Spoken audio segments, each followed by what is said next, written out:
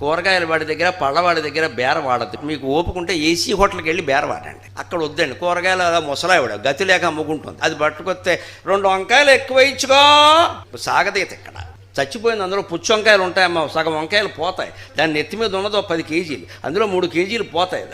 ఆ 7 కేజీల్లో దానికి వచ్చే సొమ్ము ఎంత? అది చెప్పిన రేటుకు పుచ్చుకోవాలి ముందు, అంతే. కూరగాయల దగ్గర పళ్ళ దుకాణం దగ్గర బేరవాకూడదండి, చాలా తప్పది. ఏదో పాత పేపర్లు అమ్ముకునే దరిద్రపు మేళాలు కూడా ఉన్నారు ప్రపంచంలో. పాత పేపర్లు దానం ఇచ్చేయాలి, అమ్ముకోవడం ఏంటంటే నికృష్ట పని. అదే చదివేసాం పేపర్, అదేదో అయిపోయింది, ఎవరికో ఇచ్చేయాలి. అవి కూడా కూర్చుని చిల్లర కొట్టు చిట్టెమ్మలో ఇక్కడ కూర్చుని ఇక్కడ తక్కడ సరిగ్గా చూసు. అబ్బా అంత ధర్మకాట. సుప్రీంకోర్టు జడ్జి పనికిరాడు ఇక్కడ. ఇంత చేస్తే వచ్చేది 30 రూపాయలు 40 రూపాయలు. ఏం చేసుకుంటావమ్మా? అదే వచ్చిన వాడిని పట్టుకెళ్ళిపోవాయి అంటే నీ కాళ్ళకు దండం పెట్టి పట్టుకెళ్ళిపోయి ఆ ఉన్న గూడు కూడా శుభ్రంగా తుడిచేస్తాడు. అది దానం. ఆ మాత్రం కూడా దానం వేయలేము. పాత బట్టలు దానం వేయలేము, పాత పేపర్లు దానం వేయలేము, పాత వస్తువులు కూడా అమ్మేయడమే.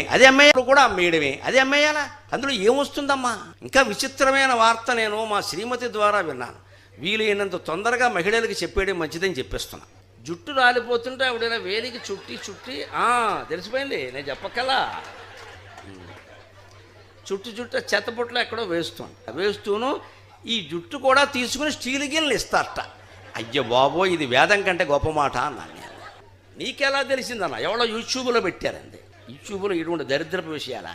ఇది కూడా అమ్మేయాలా? రాలిపోయిన జుట్టు